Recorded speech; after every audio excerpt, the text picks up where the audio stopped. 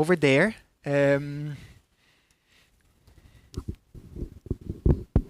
Yeah, hi, I'm Claes Clifford. I'm from NERAS, part of the DFC Groundwater Governance and Management program here. Now, I will just connecting a bit also to the kind of a question from OD and here about how do you somehow make sure that things doesn't break down when you've somehow had been coming in and just leave, let's say 1 year later.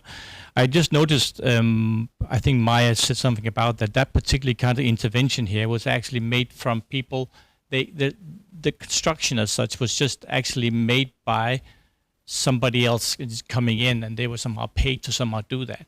And that just strikes me a bit like normally you would somehow, at least like 30, 40 years back, the whole thing about, contribution from the kind of people that got the beneficiaries. They, at least if they didn't have money, they will have to somehow contribute with labor to someone at least come in and build the thing. So they actually, it was clear that if they had to somehow put that kind of, labor into it, they had an interest in what we were somehow, building. So we just, because nobody just somehow, you have to realize nobody really say no to if something just come in for free. So that's the bottom line here. I mean, it's and you were talking about very much, Shane, about asking people, what you think actually is suitable here, because there's also a lot of traditional kind of knowledge available that you just don't somehow, you tend to oversee. I think it just needs to be somehow included. Yeah, thank you for that intervention. And I can also say, I'm just elaborating a little bit on that one. I understand when you say also the engagement, the labor, I guess that's kind of like some kind of co-ownership, which is also what Shana was mentioning. Is that what you were referring to, or you had something in mind, something different? No, I think it's important that there's a lot of these interventions that are being made. It's just really make sure that this is actually what is really required. Yeah. Because if somebody doesn't really, want it, then they will not somehow take care of it afterwards. Of course. It's just very, very, common sense. So basically anchor to the needs of the community, anchor to the community, which is some of the themes I think that have been bringing up. Yeah, thank you very much. Yes, please, Jesse. You have your own microphone, so you don't need that extra one. No, sorry, there is. Sorry. Yes, regarding incentives for projects, I think the initial engagement with communities is very, very important. When you engage them, community entry, when you engage them the first time, whatever you tell them is what will stay with them.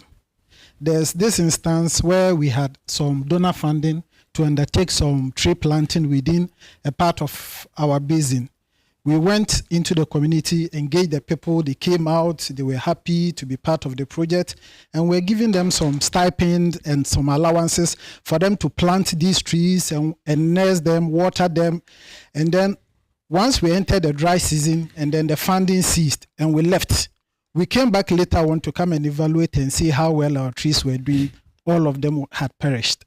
We gathered these people, we asked them what happened, and they said we only paid them to plant trees. We didn't pay them to take care of trees. So that is their mindset. They know very well that the care for these trees are their responsibility. But because we didn't tell them from the onset, they use that technicality against us. So now whatever projects that we go into, we look at making the people own the project. We let them understand. If this project goes very well, then there's the opportunity for you to be able to attract and get further projects that will be able to help you. Because if you have some stipend and allowances today, that will support you to take care of your family, take care of yourself, provide your essential needs, and then you don't take care of these trees and they die. The next time, we are not bringing such a project to your community. We are taking it to another community. And because of that, we've started seeing results. And there are always trade-offs for you to be able to achieve the results that you need. So as I said, some of these projects that we are undertaking now, we've bought water pumps, we've bought farm implements, we've bought spraying machines, we've bought fence for the farmers to be able to fence their farms during the dry season so that they don't have livestock coming into their fence. And what we tell them is that we give you this your responsibility is to care for these trees. If they don't do very well, we'll come and pick our pump, we'll pick our fence, we'll pick our spray machines, we'll pick everything we've given you, and we'll take it to the next community. And because of that, we are seeing progress. We are seeing people participating. We are seeing people committing themselves. Even when they are at home and they hear that people are around the water bodies and destroying things, they get up and they run, because it may not be them. Somebody else will destroy it, because that person is also getting the benefit of the project that they are getting. So the initial engagement with communities is very, very important. If you let them understand and they agree to it, then you are going to have success. But if you let them believe as though you have money and you want to come and do something, even though it's benefiting them, when you leave and they are not getting anything from the project, they leave it to die. That's what happens. Thank you. That was super good to hear some like real life examples of some of the things we've been discussing until now. I believe Maya has a remark to add on this one. So over to you, Maya. I hope it's correct. Yes, yes, that is correct. And thank you so much. Again, a great question. So I think regarding our specific restoration project where we pay workers, I think there are two aims to consider here. One of our aims is to hopefully build some knowledge on how to do this with greater local engagement, and then share and exchange some of that knowledge with all the existing working for wetlands, working for water, working on fire projects that are already going on in South Africa. So if we can do things a bit different and then bring some of that, share some of that with the existing projects to make them more inclusive and collaborative. So that would be one of the goals. Another goal is then to exactly address and investigate this, I don't know what we should call a sustainability gap, or how do we actually, we have plenty of projects that Jesse just described, where when we leave, it falls apart. So this is also something to address, though. How can we make something different in the way that we run the paid projects, so that the impact stays and is anchored and embedded in the communities? What other incentive buttons do we need to push to make it last and to spread it out to the community, not just the exact group of workers that are hired, but take it further, take it beyond that group and that implementation period, towards the broader community and a longer time frame. Hopefully, we can investigate that over the 4 years that our project is running, by doing things more collaborative, more transdisciplinary. It's a big question to address, but I also hear from my fellow researchers that this is really also a need. We need to explore this gap in how we make the changes stay. And I believe that we make the changes stay by not making the change, but facilitating a capacity and ability to actually co-create that change within the stakeholders on site, instead of facilitated only by the research team. Kathy is nodding. Can I pass the word to her with some additional remarks? Yes, please. Yes, I'll ask you to be very brief. We're reaching the time. Yeah. We have a couple of questions more on the pipeline, so please, very, very concise, Katie. Sure. Just 1 minute. I think one of the greatest benefits within that project is that we are actually working across various levels, right? We are involving the municipal, right? So we're working closely with the city administration. We're working, and also here I could mention, we work with the heads of departments, and the mayor even has like a big commitment in this through the SSC, but also with, the people really down there that are actually doing the work, right?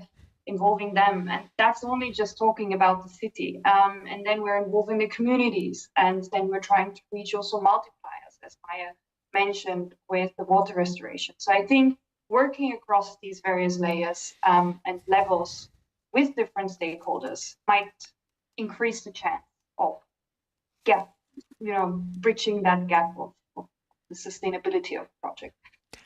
Thank you very much, Katie. And I completely understand. I mean, from all the questions been coming in, your reflection, so on, I really understand that sustainability is one of the key issues or challenges that several of you are sitting with and are really eager to find a way to address it. We have time for 2 more questions. There is one here. While we get the microphone there, I'll start with one we have online, and then we will finish up with your. The question online is for Mr. Funani. And do you have any solution for the final sludge in terms of safety for agricultural application or biocar production? Over to you, Funani. Yeah, I think there are so many solutions that are available. But the issue, in our case, we have a Department of Water and Sanitation that has really good regulation in terms of the quality of sludge that we need to produce. And we are producing really good, in some plants, we are producing really good quality. But the issue that we have is the demand for sludge. There isn't that much demand that we can invest in solutions for treatment of sludge if no one is going to buy it. So usually the challenge becomes that to say, where is the demand, because people are not often willing to buy it. So what we have worked on in City of Tshwane, for example, we have allowed private partnerships where if a company comes and they're saying we can utilize the sludge, we're able to give them that good quality sludge for free, so that they can generate. For example, there's one project that is producing organic-based fertilizer from our sludge. So we allow them to use the sludge because otherwise it just gets piled in the wastewater treatment works and we do not have anything to do with the sludge. Thank you very much, Funani. And I think time is really running up. So just for one last question, and his colleague here, thank you. The Northern Ringland Trust in Kenya. Mine is to you, Shana.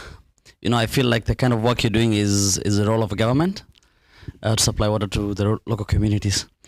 So what do you think is the end game for you? Is it because the government will style up someday and then they'll come to do their job? That's one. And then the other thing is, shouldn't you consider sitting around and the dilapidated or the non-functional supplies that the government is putting in place?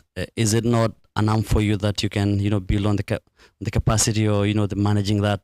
Maybe that way, without a lot of capital investment, you're able to reach a lot more people across the villages that you're working in. Thank you. Over to you, Shan. For the questions, that's exactly like a lot of people saying to me. But actually, what I see the end game is people has to have a basic access of good water. If the government can do it, it's the best thing to do. But if they're not yet on the way, so we're fasten it, like accelerate it, so everyone can live because they need it now, not need it like another 60 years, for example.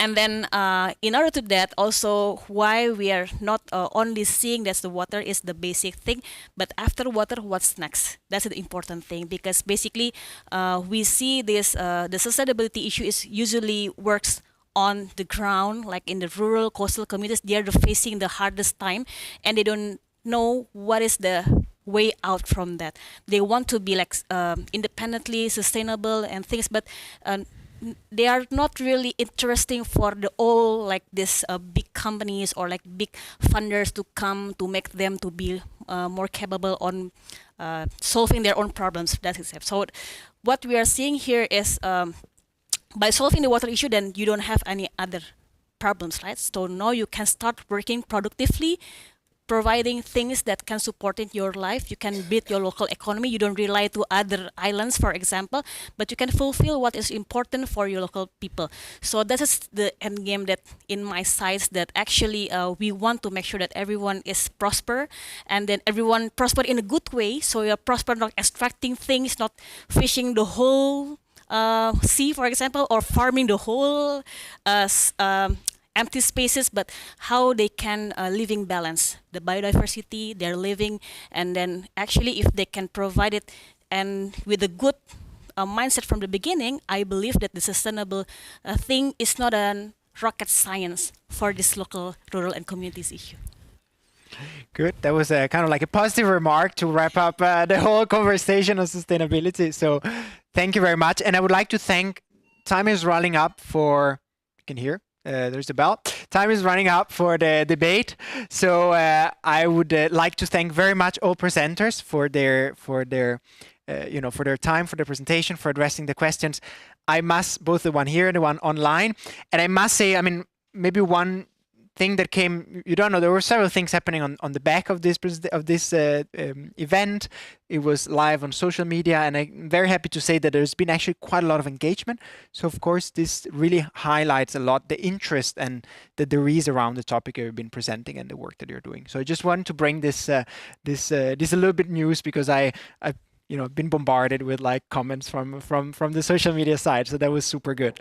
And I would like also to say that, from my side, it's been a pleasure to be moderator.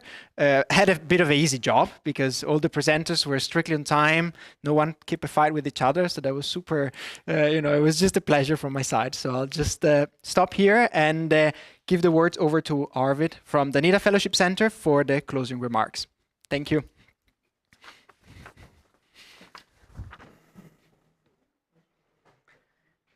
Thank you, Nicola, and thank you to all the many speakers who have been here today. I'm especially happy that we managed to get Professor Martin from University of Ghana on board in spite of technical difficulties. And indeed, also thank you to all you present here at the NIDA Fellowship Center tonight, and to the many, many who attended and contributed online. Today we have learned from several and different water management cases. From DFC side, we hope that you will share this knowledge, that you will share the lessons learned. And along these lines, I'm happy to inform you that the debate is being recorded. So it will be made available at DFC's homepage, and also on our social medias, YouTube, LinkedIn, Facebook, and X. In case you want to visit the webinar again, or if you want to recommend it to others, you shall be so welcome to do that. So that is all we have time for today. We have indeed not been able to reply to the many, many questions coming in online. So should you still be sitting here or out there and having a burning question, you're welcome to send it to us by email. Send it to dfc@dfcentre.dk, and we'll do our best to respond to it. The great news is that we have yet another water webinar coming. It's coming up on the 15th November. The subject will be flood early warning systems and the value of real-time data. And it will be presented by 3 DHA experts in that field. We will announce that water webinar as well as other upcoming knowledge and action talks in our newsletters and on our social media platforms. So sign up and follow us. Thank you for spending part of the day with us today. Goodbye from all of us here from DFC, and we hope to see you at the next DFC webinar. Goodbye for now. Bye.